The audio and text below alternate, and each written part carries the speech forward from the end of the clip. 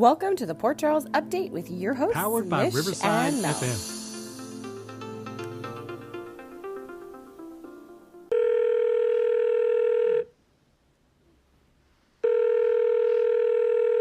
Hello. That is So a excited. very serious tone for the excitement that I felt this week because, like, we all knew it was coming. We didn't know what day, so everybody's watching feverishly. Every day.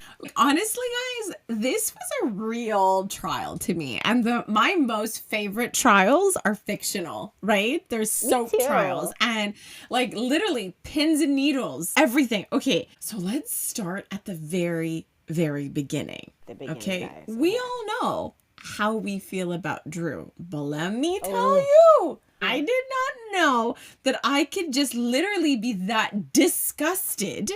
Okay. Disgusted when Wiley is sitting on a bench. Okay. Never mind brought in by his wackadoo aunt. Never mind that. He's sitting there and Lucas walks away for a minute. I'm like, I understand what you're saying. You're going to walk away so Wiley can see you. But you know what I'm thinking? You should see Wiley too. Okay, Yeah, there's a tip. totally. You know, he hasn't had Wiley in a while, so you forgot about, turn around when you walk away from a kid. Parenting, you just Lucas- lose it if you don't do it every day. So Lucas, not helpful in that moment at all. Then there's Drew. Like, what kind of a relationship is that? By the way, that this boy who lives with Drew sees him and like, this man isn't giving you a warm hello. Yeah, Or just give wave. you a hug, a high five, Eye contact, no reassurance, and then proceeds to do what he does. Convince that child he's so unwanted that he would want to stay with mommy and that guy who won't even say hello. It was so disgusting to watch. And the worst, like, that was bad. And then it goes up a level when he runs around the corner and it's like, I can't believe I did that. I love him. Barely. I wanted like, to slap him, "Whoa." like, because Rick was just listening to him. He's like, okay, thanks for this news. When Rick is disgusted by your actions, you need to reevaluate your actions. Absolutely. He literally kept Carly captive in a wall, handcuffed Yeah. inside a Yeah. wall to take the child from her womb. What I found funny about that scene too was that Rick was standing there when he said it. You're watching Rick realize what just happened. Yeah. And then again, like you pointed out, he's disgusted and he walks and chases Drew. And that's when I'm like, so he gets a call from Drew and he's like, come meet me at General Hospital, my lawyer or my lover's lawyer. And then they're standing and he's like, okay, so this is what I've got. Michael doesn't even want Amelia and Wiley. That's what happens when you have a third baby. And then Rick's like, okay, all right, I guess I could see how we could use this. What must Rick be thinking? Because he thinks this conversation was real until he sees Wiley. Exactly. He's just thinking, like, this one has lost all of his marbles, every last one of them. So upset, and I really didn't know what to think at this point, right? I was like, well, is this child going to be secretly holding in the fact that he's been terrorized in some shape or form or fearful? But very quickly, he's able to tell his dad what happened. Yeah. So happy about that. Yes, and this is after his daddy calls his mommy to have a talk. Mm-hmm. So this is what gets me.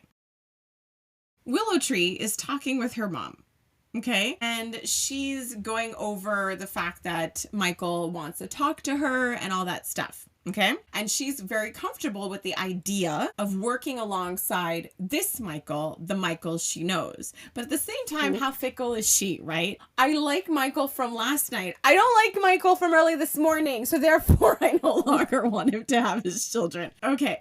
But then when she's talking to Nina, she says this. She's, wagging her little finger and being like, I've been really disappointed in Michael the last 6 months. I know. And I was just so thrown by this. And then the fact that Nina says, I don't even think Michael would get visitation. Like, they're both Again, living fair. in a different world. Exactly.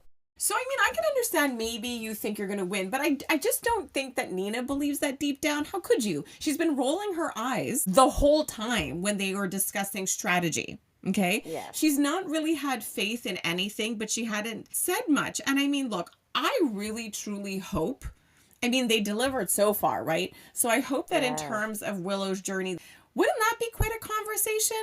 Could you imagine Willow is in a place to talk, okay? Mm-hmm. And now Nina feels a bit more comfortable being more truthful. How do you think that's going to sit if they're having this conversation and Willow for the first time learns that Mama Nina knew every step of the way that this wasn't a good idea? The hard part is if Willow hasn't done any healing, she won't be able to understand that perspective. When somebody is taking the time to evaluate the situation, potentially go to therapy, they can see it from a different perspective. But as wounded as she is now, she's going to continue to play the victim. I know I asked the question. I know I did. But at the same time, it's like Nina did voice concerns. She did. And, way you she know, could. yes, and Willow brushed her aside too many times that it's just not worth saying anything. But let's be real. Like, Nina's sudden, like, Michael's not going to get visitation. So basically, you were confident that there was a turn of events in the case once you and Carly had a fist fight. So once you and Carly got violent, you were like, you know what? We have a strong case. Okay. So Michael shows up and we all saw what happened, right? So Willow immediately, so she believes that everyone is as obsessed with herself and her relationship with Drew as she is. And in the same way, it can't possibly be true that every single person might be seeing a grain of truth that she should stop and maybe reflect on. What concerns me is that it doesn't even occur to her to ask Wiley, which again, consistent pattern. It was so hard to hear her and see her react to jump immediately to the adult's defense. She makes it really easy to be manipulated though, because like, you know, because she makes it really clear to everybody, you know, this is the narrative, I'll approve, you go against this, I don't like it. You know, like with Nina, she's really clear. If you can't tell me I'm amazing and you love my life, there's the door. You know, with Drew, she's literally handing him nuggets. Hi, Drew, what's wrong, Willow? Michael said you did this, but I know you wouldn't do this to me. You know, she's feeding him everything that he needs to regurgitate back to her. And, you know, it's sort of like she forgets that she has a lot of some knowledge. I'm not going to say a lot. Some. She forgets that she knows Michael and she's totally screwing herself because for her, she's like, I know Michael. He can be apparently two things, kind or really cruel. And I'm like, well, you know Michael. And Michael is also not the kind of person to play games. And when Michael turns into this cruel person is because he feels that he's been wronged. And even in the past, when he's gone overboard with Sunny, it's not like he was wrong for the thing that made him upset. It's not like he misinterpreted actions. The actions were horrible. What was bad was that Michael was losing himself when he engages in like too much revenge. Yes. Okay. So the fact that she throws it all out the window. Yes. She didn't even ask, like, where was this?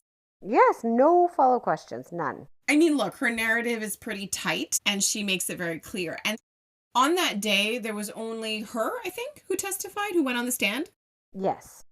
Okay. What did you think of that? Oh my gosh. It was so fun to watch because she really does spin kind of like Nina, her own narrative. Like you're saying, like she sees it a very specific way. She flips on a dime and her life is what is best for the children. And it was so interesting to see her believe her lies on the stand. Absolutely. It was super funny to me when Rick was asking her questions about, you know, why not share custody? She's like, I would have. Again, like I said earlier, I liked him yesterday. I didn't like him today. Like none of it has to do with the kids. And the worst part is here and there she'll be like, yeah, the kids really missed him. But you know, no, because he doesn't really approve of me and Drew. So I don't really think he can father his children. Let's be real. He didn't bless my love with Drew.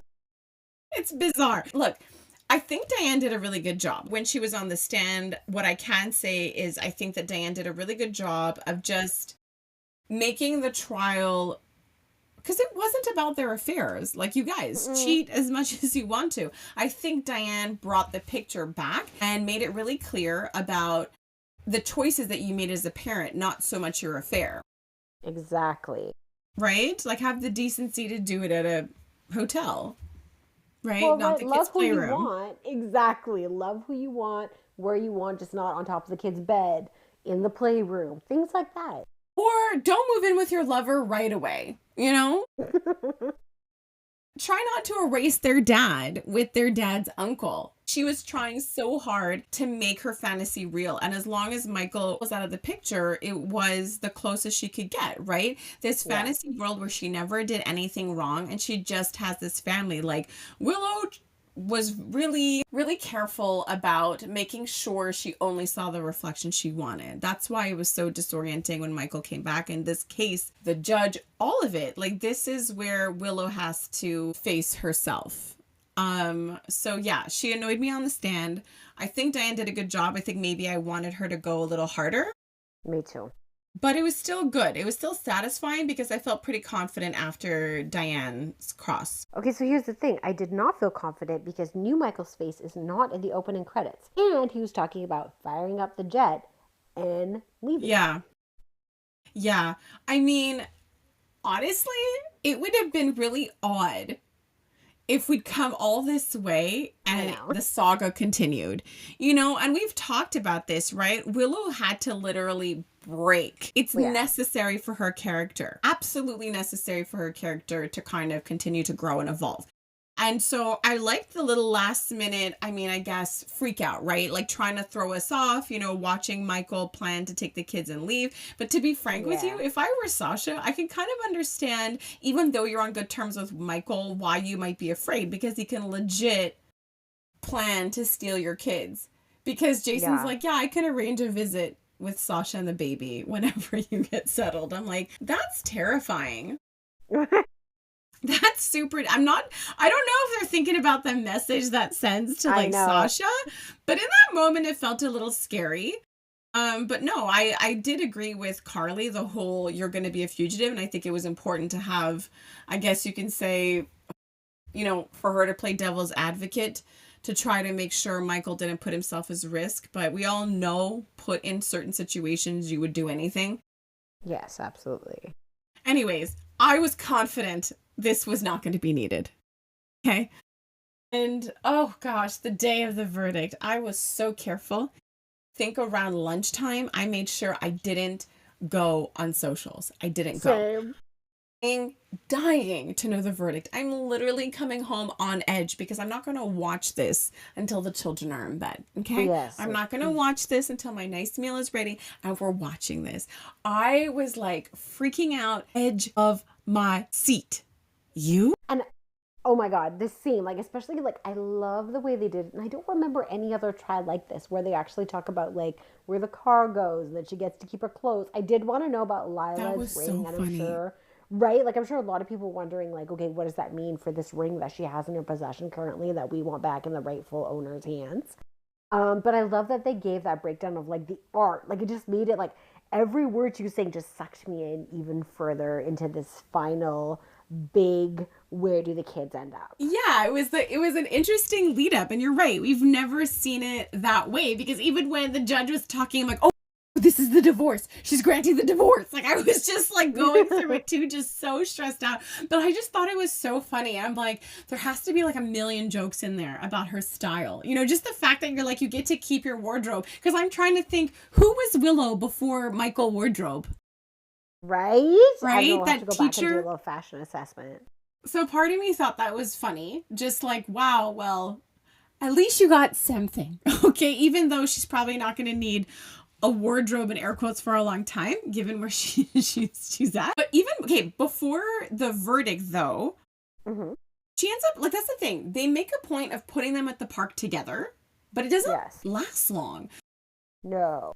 All I'll say about that is, so for instance, Carly and Michael talk, right? So there was information or concern that comes up the day before the verdict. The fact that Michael had no idea that Willow came to Germany, and Carly pretty much confirmed as much that Willow went to Germany. So for me, I'm like, are you going to like figure this out? Are you going to get this information to the judge before the hearing?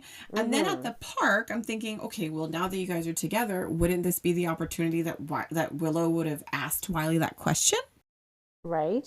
So I don't know why that was there, but I think if anything, it was sort of like two hints that, yeah, these things are here and up in the air, and we're going to get to them, just not now. So that's kind of how I saw it. Like, it's just kind of telling you there's more blows to come for her. Absolutely. Once the judge started listing things, it still wasn't registering that those things were bad. Even when the word illegal was used, nothing was registering on her face. No, that was amazing. Okay. Right? Like before Willow even walks in, so let's just think for a moment. Before she even steps into the courtroom, Nina and her are talking. And they're talking about what could we expect? Could we expect shared custody? And this is what got me. Expect a reel about it, because this really got me. Yeah. When, in response to the idea of shared custody, Willow said, no, that would be awkward. I know. I get like, how old are you? She said that would be awkward. Could you imagine, okay, facing your kids, they're a little older, and they're like, Mom, why aren't we seeing Dad? Why did we miss out on all this time? Well, honey, I thought it would be awkward. For me, not for you.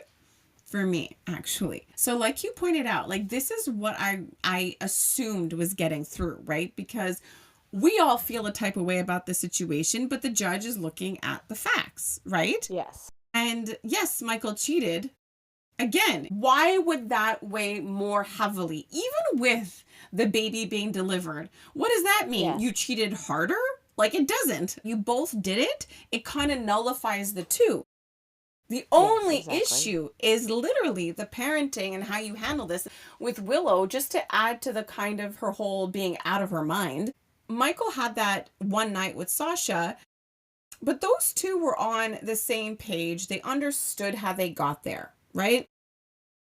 Her decision didn't affect his children or their well-being or who was going to take care of them later. No, and this was really funny. Okay, this comment I think was the absolute best with regards to that. It just made me laugh, the simplicity of it. So Rotaire wrote this: Michael cheated on her, and what she did was a walk in the park. I just think that's really funny. Was that the symbolism of the walk in the park? Maybe, exactly.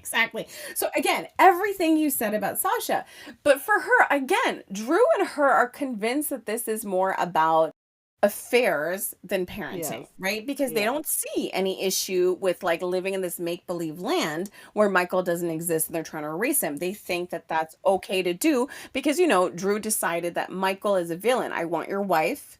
She's mine, and now I hate my family. I don't even know how all that happened, but it did. But Willow, that's the thing. When we talk about like her own reflection, right? What Drew had always reflected in her, and Michael, you know, yes, he loves her, but he's also gonna like say stuff to her that she might not like. It's more real. And that's what this all came from.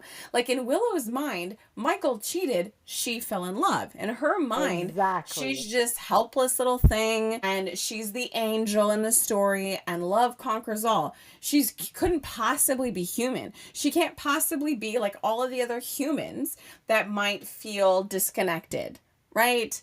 Might have a hole, you know, feeling a little dead inside, looking to feel alive, looking to fill something. And even though there have been clues, right? The holes in her life, she's usually filled it with a man and then she filled it with another man. She didn't connect those dots. But only Willow had an affair that was only and pure. It was pure. Her affair was the only affair on the planet that was pure. And that's how she sees it. I love it. Yes, but 100%. Not anymore.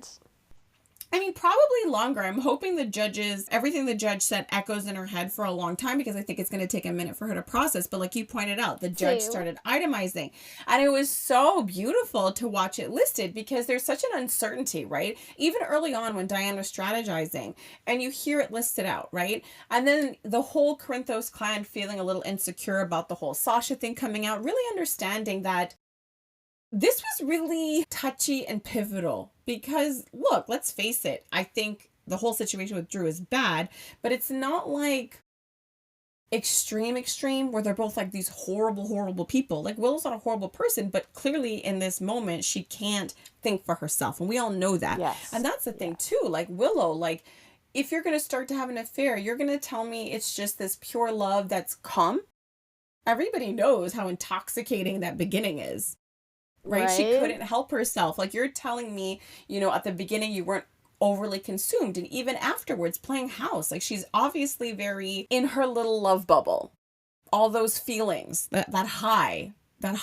And so yes, like you had to be really careful in this case to win, and we've listed it out, and I felt it was enough. I was so happy the judge felt it was enough, because again, they're not necessarily horrible human beings, like, you know, in terms of like who gets the kids. But I loved it. I finally was so happy to have this more neutral party list out all of the things that Willow did in a row, and even better, everything itemized, had Drew's fingerprints on it. And that's what I loved about Diane's testimony, is that she was able to paint the picture to the judge that every decision she relinquished to her lover. Yes. So I think that was brilliant on Diane's part. And again, something that the judge picked up on. And what I love the most is that, you know, Willow's character has been riding this damsel in distress train for like a long time, right? I was just so happy, right, to come to the end of that helplessness train, because that judge doesn't know you, right? She doesn't know you. And to her, she's like, I don't know what or who you think you are, but you're kind of responsible for you. Like, get it together, woman. Like, get it together. So I was so happy as the words came out. You knew what was going to happen. Verdict is given. Willow has not heard a word. We go to commercial. We come back. She still hasn't processed. So she asks her attorney, hey, what just happened? Were you listening? Because I wasn't. Am I getting the kids and tickets to Disney? Okay. How did you feel about her reaction? I think it was great. Like, you wrote about it. It's Emmy Award winning. She did a fabulous job. Did I feel bad? No. This is part of the process of what we wanted. We wanted to see the breakdown. We wanted to see her completely fall apart and understand the gravity of her decisions. It's still not there yet. All she heard was, I'm not getting my kids. And seeing that, and just Drew also fitting into that disappointment. Like, he's definitely not the spotlight in this moment. She did a fantastic job of the mental breakdown. When she ran over to Michael, even Carly's face was feeling bad. Yeah. I mean, I did feel bad. I did, because you can feel her performance. Like, I was captivated. Like I said, I was on the edge of my seat for the verdict, and it was like I was there, you know? Right. And Willow took up space, right? She took up the room. She freaked out. She had everyone's attention. At one point toward the end, like she's like freaking out, and the judge is like, court is adjourned. She just says, it's in the clip I posted. I must have watched it like over and over. Even yesterday, I watched the scenes over and over. But when she starts panicking, like, I felt for her. I'm watching her, but she, like you pointed out, she still doesn't get it, right? Like, she starts screaming, and it was brilliant. It was just so brilliant. You know, it was just her reality coming to a head. There was no more room to play pretend anymore, and watching her reconcile with that, you know, freaking out, being like, he had a baby with Sasha. Like, again, it means nothing, but it echoes her reflection of herself, which is, I am the good one. What are you talking about? I am the good one. This is not right. You know, so that was just amazing, thinking about how many times Willow has been on the other side with, like, you know, a Nell going after her, a Nina going after her. But honestly, I had some harsh thoughts, okay? Because when Willow wasn't getting it and Nina was staring at her, I was like, at that moment, sometimes you must go, you know what? Give me the other one, because at least she knew what was what. You know what I mean? A little dark thought squeezed in there. All right, it's good. It was funny. Yeah, but then like pulling at Michael and panicking, and Michael was feeling bad. Hell, I wanted to console the guy and be like, look, I know this is hard, but if she kept the kids, this insanity would continue and she would lose herself further and it would damage the kids, because at this point she's really leaning into this alternate reality. Actually, not really an alternate reality. She's leaning into this narrative that Drew saw and just amplified. Right? Yeah. He knows that she's a victim and that she's the good one, and he amplified who the villains were to maintain that for her. So, my gosh, but then I kept thinking to myself, like, so regarding Michael, it's important that this happened, right? It's going to be so hard in the short term, but beneficial in the long term. But watching all of that, it occurred to me today, like I needed a day to process this. It's just, this girl didn't want to share because she thought it was awkward. Yes. She did not have good reasons for wanting the kids away from Michael at all. Not at all. And she's crushed and in pain. But then it's knowing she wanted that for Michael, though. Right? It's awful. Like that feeling that, you know, wanting to take the kids away completely. Like the fact that shared custody wasn't even a factor for her. And for, again, no good reason. She wanted that for Michael. She literally saw him like an object. You're this thing that provides to me. Like even when she was on the stand and she talked about how Michael let her have the kids, she literally sees it as Michael giving her something and not literally just making sure he was doing what was best for the kids and not putting the kids in the middle. And we all as an audience got to see Michael's perspective, and it was so cool him calling on going through these sort of things as a child. So for her, Michael is a person who is to give her what she wants. He gives her things, he says yes to her, but he certainly isn't a person who has any feelings. Oh, heck no. And he's not going to love his kids now that she wants to have a new family. But the unraveling, like we have been dreaming and talking about this moment. And we said it's not going to be so fun having a mistress, one, when you're actually divorced, and two, when you've got no kids around. That's exactly it. Like the whole fantasy bubble has burst. Yes. Drew is unraveling. Willow is catatonic. Like the whole thing was just so lovely to see. And Nina is raging. She is just a fireball. I think she was wearing an orange dress. She was rage filled. She was, but I have zero respect for it though. You know what I mean? Know. Like you too actively late. Too little, too late. Yeah, you actively participate in this. You got angry at everyone else because you couldn't get mad at the person you wanted to be mad at. You know, like even her whole fight with Carly. Given the situation, given the hold Drew had on her daughter, honestly, I thought Nina would have naturally come to this conclusion on her own. And I thought she would realize, like, okay, like we have to do whatever it takes to get the kids away from Drew so that Willow could get the help that she needs and snap back into reality, right? Yes. It was Nina's decision to kind of push against what was best for Willow, basically to get her away from Drew, to preserve the relationship. Yes. You know, so when she's mad now, I'm like, yeah, okay. Like, I don't feel all that bad for you. You know, I know it's hard to see Willow like that, but I don't feel bad for you because you're not delusional. You knew what was what. You turned delusional when you felt, okay, well, Carly made me angry. And since I can't yell at Willow, I'll yell at Carly and I'll make her the enemy and I'll just double down. I totally agree with everything you're saying. The only thing that made me giggle was when she was talking to Drew. I expected her to snap her fingers like, listen, like she was talking to him. Yeah, that. I don't know how. It just made me kind of giggle because she's like, I need your attention. Focus. You can't go see Willow right now. I'm telling you, you're not good for her. Even with what I said, I did like that moment, seeing her kind of that, well, attempting to be that firm, but just in the courtroom where Willow kind of flicks Drew's hand away saying, no, it's not all right. And then that moment she looks at him and goes, you said I would win. I'm like, yeah, so you know? Good.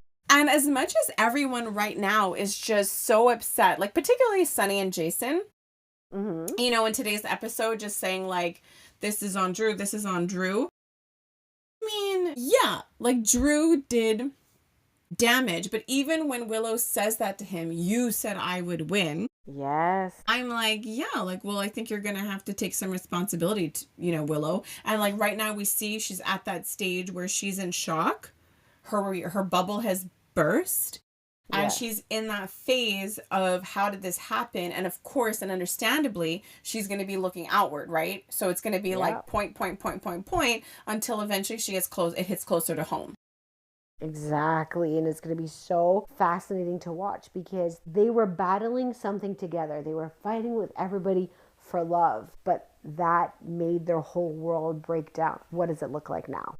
What does your love mean if you don't have your kids, right? Right? This is not like this is your lover of a couple of months, okay? Like, let's chill, Oh my gosh. and you couldn't even say that your kids were more important than your Exactly, recent you read my lover. mind. Well, she wasn't lying. She absolutely clearly wasn't lying. Like, even on the stand, she said, it's all the same, and that's the bubble she's been living in. That's exactly what got her here. She believed that.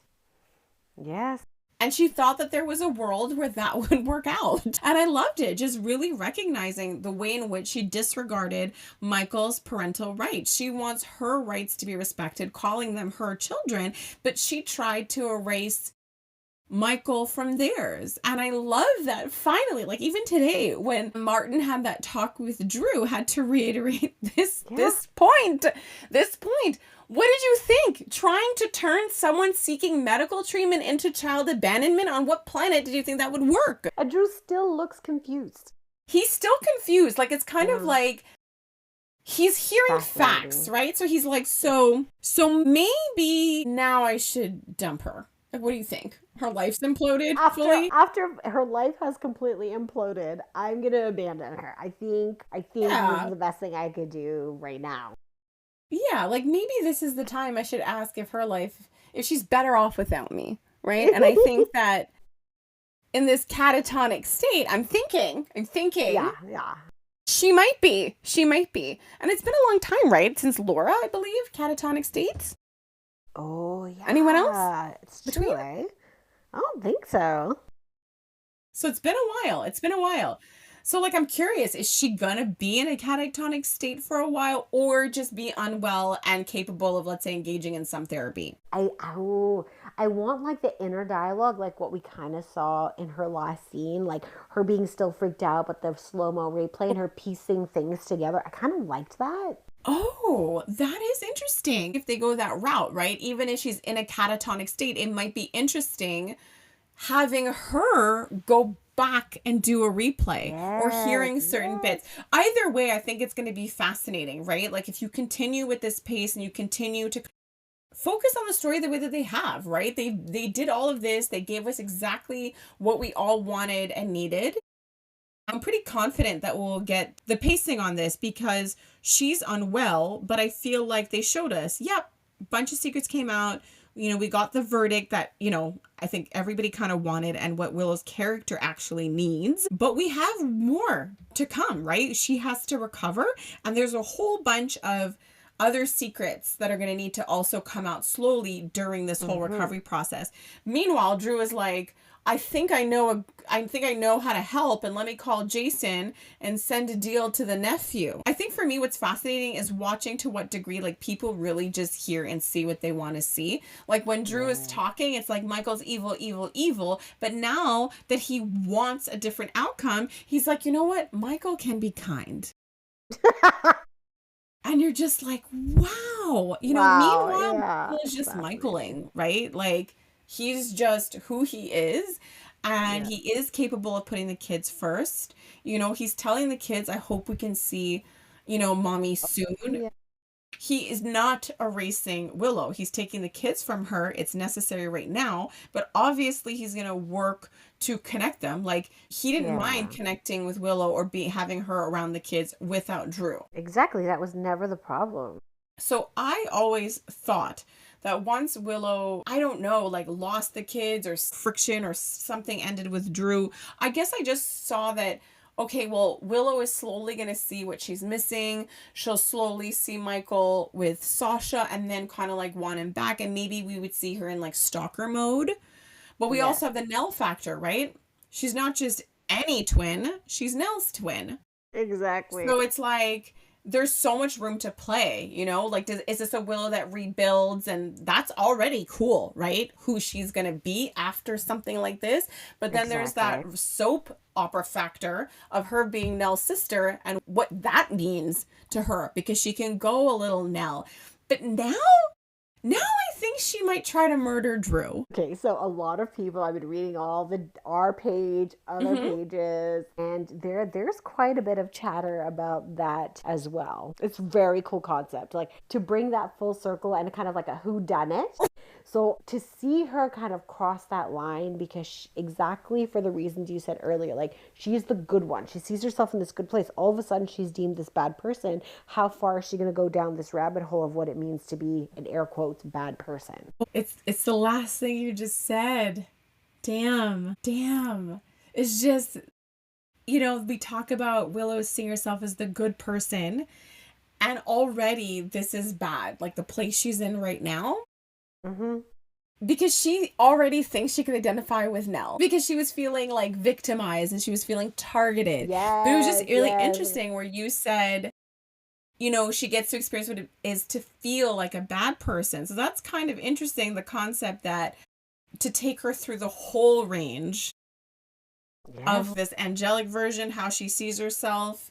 Right now, I'm not going to say it's full-blown middle ground, but the point is she had like a taste of what it could feel like to not be looked at favorably or liked or even targeted, and then actually doing something bad and actually being bad more wholeheartedly.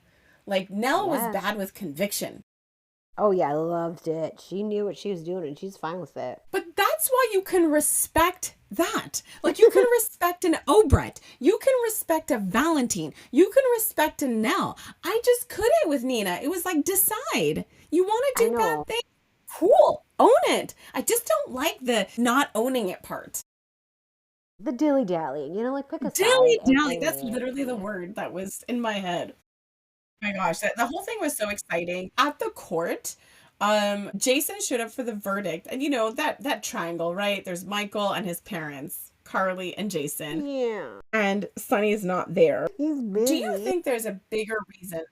Yes, he's very busy. Do you think there was like a bigger reason that he wouldn't be pictured at the courtroom? Well, more so, I think that the importance of having Jason and Carly was all those future storylines that we were talking about, and the fact that the reality is they are truly his parents. Sonny played an important role. Yes, but they're more invested. Yeah, always, consistently. So, okay, things have changed. Their dynamics have settled. Carly is much less involved in Sonny's world. They're very much in different storylines. And he happened to be involved in another storyline while this was happening, starting at the nurse's ball, turning it up a notch on an ADA after him, or a DA, or whatever she is. And then in that scenario, again, we don't know what's going to happen with the return of whoever Britt's going to be. But there has to be space made, right? And as long as Sonny is having a different life, and I could see that happening. I could see a Carly Jason coupling in a different era of Port Charles. And that era would have to be like Sonny as mayor and Sonny needing to kind of cut ties, right? With his past in a way. Yes. And so then Natalia, second offense, excuse me. Okay. All right. Can't trust this woman. I don't trust her like at all. I know. I mean, I think that's what someone should think. You can't trust her. But there's this, they did have a real relationship. They really did have trust. And I do think she wants it back. I think she holds Sonny in a certain regard. And I do believe she thinks that he could save her. I just don't think she likes his current plan. But when I had seen them together, and I put the post up, to put it out there, because we've talked about, what road would lead Sonny into like politics. Like, I just feel he's going to end up running for mayor. There was even this scene with Laura, like she was working, but the lights were kind of dim and she was alone in her office, and it kind of felt like curtains closing on that career for her. Okay. That's just the feel I got. Mind you, she was saying goodbye to Lucky, but I also felt like bye-bye career. But anyway, But again, we talked about her going into Congress, right? Taking on a different Yes. step, and Sonny taking this on. We also know he's trying to get out of the business too. So Exactly. so we had the mayor thing like already in our minds. And then when Natalia stepped in, you know, she's that business person. I could see her pushing like a mayoral campaign. I could see her being first lady. But then I thought, given these legal troubles, you know, could marriage be the thing that keeps Natalia in town and safe from testifying or being used against Sonny? It is a fantastic idea. I just don't like it, but I think it's going to happen. So that's what I'm thinking, you know, like that, because I just felt it. Of course, I understand the special relationship, and they're a family, right? Carly, Jason, and Michael, and it's a strong bond. But just the fact that Sonny was not just in another storyline, but in it with Natalia, it felt like, you know, this is what we could expect in the future. Yes, exactly. Is how I saw it. That it was more significant than anything. So look, other storylines happened this week. Yes, they did. It's hard for me to even fathom that happened. I know. Look, I just need to get this off my chest. It bugs me. I'm not cool with the whole Maxie scenes today. I saw the preview and I was so looking forward to Maxie's conversation with Lulu, but I was just so disappointed in all of that. So disappointed. I mean, I understand that scene happened just so that Brooklyn can move forward with her revenge plan, with which I'm like 100% for. Yes. But I was just so upset by this. Like, you're listening to Maxie talk to Lulu, and you're seeing this person is not all here. Like, Maxie was ready to identify with her. Yeah, I've meddled, but like, she learned from those lessons. And it's clear that Lulu hasn't. And she was just so cruel and just so ignorant of the impact that she was having on people. And you're having that conversation. And I really didn't like that. You then have Brooklyn come over and treat them like they're equals in any shape or form. Exactly. Like, you know, you have that talk with Lulu. You even tell her you need to take accountability for there to be any healing. But we don't get to see you having a private conversation with Brooklyn where you're showing her understanding. She is, like, I mean, she is in fact sort of defending Brooklyn to Lulu. Again, to no avail, like nothing is getting through. But then you're talking to Brooklyn like she is Lulu's equivalent. You know, like Brooklyn did anything to pursue Lulu at all. Lulu would not stop trying to go at Brooklyn since she got back. Brooklyn was more than happy to be civil, you know, out of respect, not just for Dante, but for Rocco also. So I didn't really, I absolutely didn't appreciate that. But when it ended the way that it did, which was like, fine, I'll accept your apology. And that was already huge. Being willing to even accept an I'm sorry from Lulu, and then Lulu to say what she said. I was like, honestly, Maxie, what are you doing? Like, to be honest, Brooklyn went through a lot. You say that they're both your friends. If you can show up for your friend who's failing, why is it you can't show up for your friend that's hurting and needs to heal? Like, even Tracy was like, Maxie's going to understand that you need to heal. That's the priority. Why do you think it's fair for Brooklyn to have to face Lulu in this moment? And I've always hated this. Even as much as I think what I think about Curtis, I never liked everyone pushing Marshall on him right away. And even in this, why was it that Maxie couldn't have a one-on-one with Brooklyn? Why did Brooklyn have to tolerate more of Lulu in that moment? I just don't agree with that. Like, and Maxie said that this wasn't about her, even though it's challenging for her to maintain friendships with the two of them. And she focused on the two most important people, which happened to be like Rocco and Gio. I love that she had some really good points that hadn't come up until Maxie pointed it out to Lulu when she said, you went against a dying mother's wish. Yeah. And it was really interesting when Maxie came from that vantage point. Like, you were disrespectful to Gio's mother, his adoptive mother, but you were also disrespectful to another mother, meaning Brooklyn, and her choices. Like, she kept trying to get Lulu on board in terms of this whole idea of motherhood, and that's hard, and this was a decision about their child. Like she had to, Yeah. she said so many words until finally she said, how would you feel if somebody messed with Rocco? I loved all those parts. Like, I like that she's Yeah. trying to bring Lulu into reality. And as far as we know, this happened like 3 days ago. I mean, Dante went to work in his same suit. We don't know what the actual timeline is Yeah. of what's happening. So it's really hard. And like you said, I completely agree that if she wanted to have moments with them, it should have been separate so she can help her friends in the way that they needed help. Like you pointed out, we don't really know the timeline, and we don't know if she's had a private conversation with Brooklyn before this. But as an audience member, we didn't see if you had a conversation with Brooklyn, and this just feels like kind of messy and kind of fast, pacing wise. And I just feel like, yes, Maxie's capable of scheming on her own, but I think she also knows better than that. Like she's a bit more mature. And I just felt it was like a little too much. Like I haven't gotten a good like Maxie Brooklyn scenes in a while. And I think I really wanted to hear that conversation. But again, all of it was really just to push Brooklyn further into seeking revenge on Lulu. But I'm wondering how Maxie will react when she sees how Lulu responded. And you shouldn't be surprised. Like, I think that if you saw how Lulu was behaving alone with you, why would you throw that on Brooklyn more? Exactly. Like, I just don't think it's fair. Lois, the grandmother, did the same thing. Like, they have these big expectations from Brooklyn when she's processing something huge. And not only that, facing the people who have messed with her whole entire life, and she's supposed to be okay. She has 22 years of emotions, one that are being let out because she shoved them down about having a child to begin with, and then knowing everything she knows now, and then standing in front of the people who caused and let out all of these secrets. Like, it is wild to me that Max is like, well, let's just hug and get better and move on. It's like, no, I know. No, this deserves more time. And I mean, like, I think that Brooklyn is more equipped to show up to work given the circumstances, but Dante certainly is not.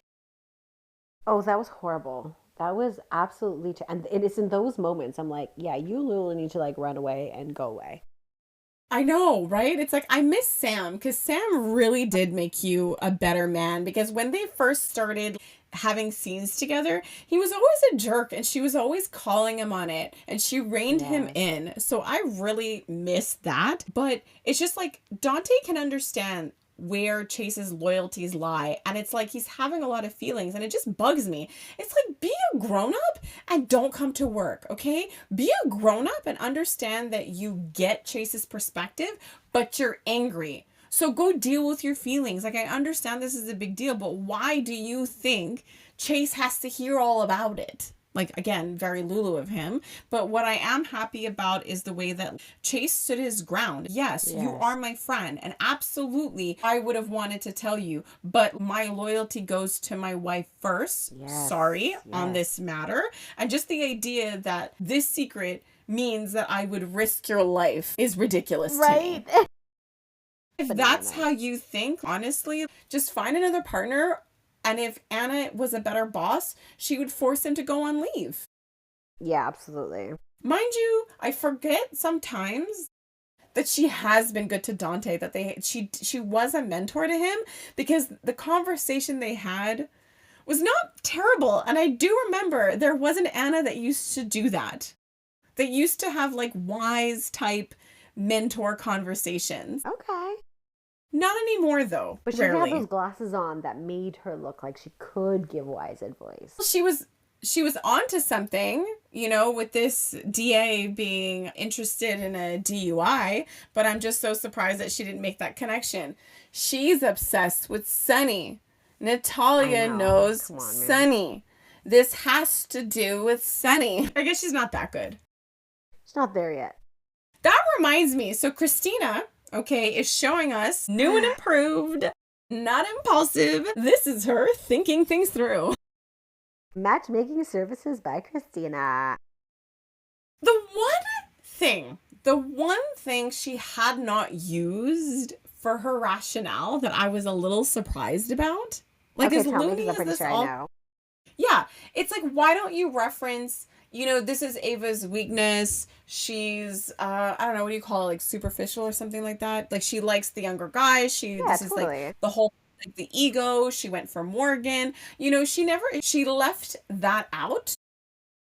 But at first I didn't really get it. I'm like, who cares if Ava, ooh, kisses Cody?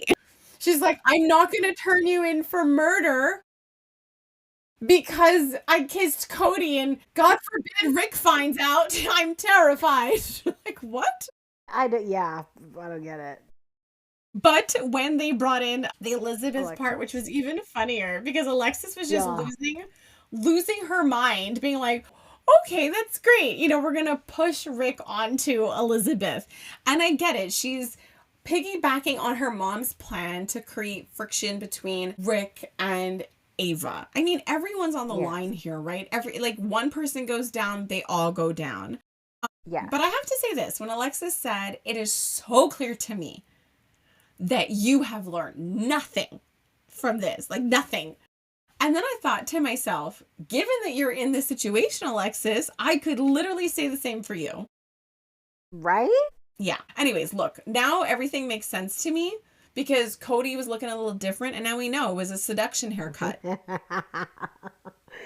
It makes me, so Molly and all this, right? She's getting close to Cody and he knows everything Molly is going through. And then all of a sudden Cody's going to be spending time with Ava. That's going to be weird. And I wonder if he'll tell Molly, but it's more than that to me. So last time he was at a pool with Molly, they cheers to Britt. Okay. They cheers to Britt because they were at the pool. And that's how Cody started on General Hospital in that parachute matchmaking storyline. So actually he started out in a matchmaking storyline. Then I was like, what is happening? Cody's trying to talk to Carly. Then he's chatting with Ava. And then Christina pulls him in. I'm like, okay. So now looking for the first time, trying so hard. Is there one over here? Is there a storyline over there? Anybody's storyline. But then I'm wondering, they're trying to do something with him. It's summertime romance. They're throwing him at Ava. Why not? But all of this winding up plus Britt returning, I'm just wondering if all of this kind of loops together, right? You cheers to Britt. You cheers to how you started on the show. You end up in this weird seduction matchmaking situation once again. And then I don't really know how Britt returns in all this or what character she's going to play. But there's just a lot of moving pieces there and it's just going to explode. Like, even the whole Jacinda thing, too many moving pieces, okay? Right. Drew knows. He's pursuing legal action against Tracy and why Carly or how that information hasn't spread. So now Drew knows that it was Nina. Tracy's now, having to fight those charges. Curtis wants to find Jacinda to make her say something that isn't true. It's so messy. And then Kai overhears this, goes to talk to Portia and has an utterly useless conversation. Totally. Space filler. It's like I was yelling at the TV, Kai, go buy BFF necklaces for you and Drew. No one is pulling you apart. Do you? Like, that's it. And then he brings everything up to Trina. And I understand from her perspective, none of this makes any sense. Lots of people are going to get screwed around the whole Jacinda thing, and it's not going to be Drew. Or in a fun way. No, it's not going to be in the body shots kind of way. And even Jordan told Curtis, it's like, you have a Drew problem. And if you pursue this Jacinda thing, you're going to have a Jacinda problem. Yeah, big time. Man, when he pulled in Felicia and was like, I want to hire you, I'm like, oh my God, offer her a different career. Right? And then immediately he's like, will you moonlight? And she had that pad ready. And I'm like, okay. I loved it. She's like, I take it with me everywhere because we can't have facts on digital things. But why is she not an advocate detective for crime in the hospital? I just don't understand. I can't, I'm yet trying to figure out why she's working at the hospital. I know, we still don't get it. Get it. So I'll just say this. With the Lucky Liz storyline, the first note I have here is just go already. So I'm feeling that too, though, for real. I'm just like, we had that scene with the proposal, and then everything just fell apart after that. I'm like, yeah, But But don't you gotta, right, to make it okay for him to go? I feel like it's like, okay, thank you. Thank you for not at least breaking my heart. Because I was falling for Lucky. But then you kind of douchified him and you protected my heart. So I thank GH for that. Some fun things out of this whole Lucky farewell was this conversation with Lulu. Lulu mentions her troubles to Lucky, and he's like, oh, is that what we're calling it? And then I think he might have asked her something if it was on purpose or not. And then he's like, okay, I'll take that as a yes. And it was just so funny. Yeah, it was just so funny in his subtle way how he just kept calling her out. I loved it because it was just enough to poke at the bear. It was. And then he said, I felt like he was talking to a child. Do you think you can hold it down for the Spencers? She can't hold down her own sanity, much less an entire family. Like, no. Well, I thought about you, though, and that you must have had a good giggle when he said, I am taking Aiden and traveling for the summer the way that I did with mom and dad. So again, a little jab to Lulu that she never got to adventure with her parents. So good. I totally didn't catch that. Because I was just like, oh, that's so cool that at least you're going to take Aiden. But what actually made me giggle regarding him and Aiden was the fact that Aiden was on the plane and Lucky was not. And I'm like, are you actually going to abandon this kid in the most... Could you imagine? That's what made me laugh. I'm like, could you imagine this boy? It's like, oh, he abandoned me most of my life. And then like, to my face on an airplane. Like, he made me believe he wanted to spend the summer with me. And then he forgot about me because he went to high school with my mom. No, but like really, but even Laura babying him and be like, can you just like try to stay connected? Like, dude, the internet's like everywhere unless he's going to a cave. Like, I don't understand. I mean, look, they had their goodbye. It was really sweet. She kissed a picture. She talked to Elizabeth. And, there's Liz, like, apologizing and like, oh no, like your son is gone. I'm like, let's not pretend, okay? Elizabeth is absolutely Laura's favorite child. Like, at least you could be proud of her, What? Like, I love the way she's trying to help her, and she's like, come over for dinner. Like you're the normal one. Let's hang out. I want to see her at those dinners. Yes, Lucky is leaving, but he gave us Isaiah. And I will be forever grateful. Like, I mean, that's an excellent, excellent parting gift. And what was even funnier when he gave him the cabin. So this is what I love. He brought us Isaiah. And Isaiah has a connection to a legacy character, and he was able to build off of that. So that's amazing. And not only that, he's going to give Isaiah, Luke's cabin. And so he's like, no, I offered it to Aiden, which Elizabeth literally knew nothing about, which she should. I know. If you're offering this underage kid a house. And then Lulu, he's like, it's a family cabin, so I offered it to Aiden. He said no. So Isaiah, do you want it? So Lulu's barely a Spencer, so I didn't. So good. So good. But then, like, Isaiah is like, hey, getting into people's personal relationships, like Elizabeth. Are you sure there's nothing you want to say to Lucky? And I think they're good. I think it's fine. Yeah. But she ran to the airport anyway to say goodbye with her lips. But then to his boss, he's like, you're lying to your husband. If ever you want to talk about it, though, like, I'm here. I am all about the wedge. It's like he's not dating, but he's keeping his options real open. I mean, I do believe he was being genuine, and Portia was mad. She's like, you crossed a line. The minute you know that I'm full of crap, I am going to get stern. Get out. And of course, I'll take you up on that offer at my most vulnerable moment to talk about my husband. And to be honest, I think Curtis does deserve her cheating on him. It's just so funny how we could tell a story with so much nuance, right? Like, everyone hated Nina for hiding Sunny, but then Carly knows about Willow and they forgive her really easily. You got Willow who cheated and she's like, oh my God, I'm a villain. And then Sasha does it. We're like, cute baby. And in this instance, I just feel like Curtis deserves it because he's not in it. Like I said, he's not going to walk through fire for you. He's not an active participant in the relationship, right? He's kind of like the ref. True. He's on the sidelines and he's blowing his whistle, judging you and ready to ditch at any moment. He's not committed. He's not invested. He just judges you. Like, it took him a whole other marriage to go, wait a second. Do you think I was being harsh for leaving my wife for maintaining proper confidentiality about her work? Yeah. Yes, I do. Anyways, so I'm just saying, like, he's literally treating her like a child, like giving her a punishment right now. So I mean, it's so bad. It's weird. Yeah, like that's not a relationship. So if it were to No. happen, like I wouldn't judge her. No, I really wouldn't. Yeah. And Tracy's lover is back. Future lover, might I add. So she tried, right? Lover. She tried to create chaos for Drew by trying to get Alexis to sue for custody, which she declined to do. But she already had an offer. Martin offered to help her out. So not only was I like, oh my gosh, her lover's back and prison has hardened him, he wants her money. And if they're fighting together against Drew, of course they're going to hook up. Yeah. Okay, totally. I love that. Yeah, I look forward to that. Finally. I really loved her stacked necklaces. It's really beautiful. Tracy? Yeah, like usually her jewelry's a little simpler, but she had this like beautiful stacked necklaces. They were gorgeous. Well, she gets a star then. Totally. She gets a jewelry star. Oh my goodness. Okay, we talked She gets about to all keep the her things. own jewelry too. Just like Willow. She gets to keep her own stuff. Goodness.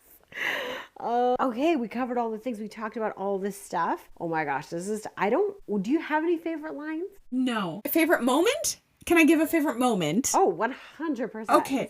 Okay, so this is actually from today, and it just went way over Drew's head. Clearly, he's in a bad place. But Martin says to him that he believed the best case scenario was 60-40 in Michael's favor. Yeah. So he believes Michael would have gotten more custody. And Drew they just continued on that conversation. And that's what's so fascinating. It's like you said, he's hearing what he wants to hear. He's creating the world or trying to preserve the world that he created with Willow. And the outside world is still not reaching either of them. So they're both still in for a rude awakening. But coming down to a favorite line, I think my favorite line was when Willow was hearing the judge's voice again in her head. I think that was like the lines of the judge stating what she did wrong. Yes. Those are my favorite lines. Those are my favorite lines. The verdict. The verdict. You're absolutely right. Everything the judge said was my favorite line. And my gold star moment was when the verdict started coming in and Diane looks back. I swear, she has to be real. I know that they're all great actors, but Diane, she's Diane. Like, she's real. Right? Like, I believe she's a real lawyer. I believe if I needed to hire her, I could. Because the way she turned around, that confident smile, like, we got this. I was just like, oh, you're amazing. So good. So good. Amazing. Diane gets definite stars. I mean, Willow gets stars for her performance. Absolutely. I like that scene with Michael and Wiley and him explaining what basically the court system is and what divorce is was so amazing to help him through this whole situation. Like, it really amplified, that Willow versus Michael, the stable parent versus the one who isn't. Like, oh my gosh, it was so good. Okay, more stars. Wait, I'm going to give a gold star to the shade the judge threw in that verdict. So not only did she say the kids are awarded to Michael, she even kind of said, and he has more family members than you. I was like, damn.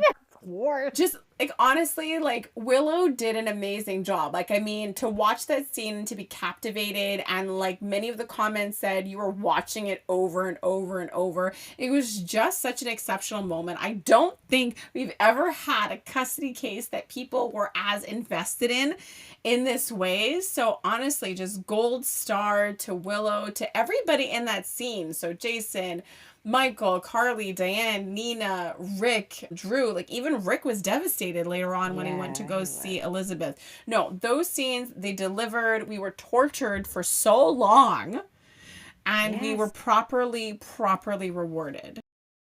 Well, we all felt vindicated, right? We all felt that moment of like, okay, so the judge does see what we're seeing. Like we're good. We're okay.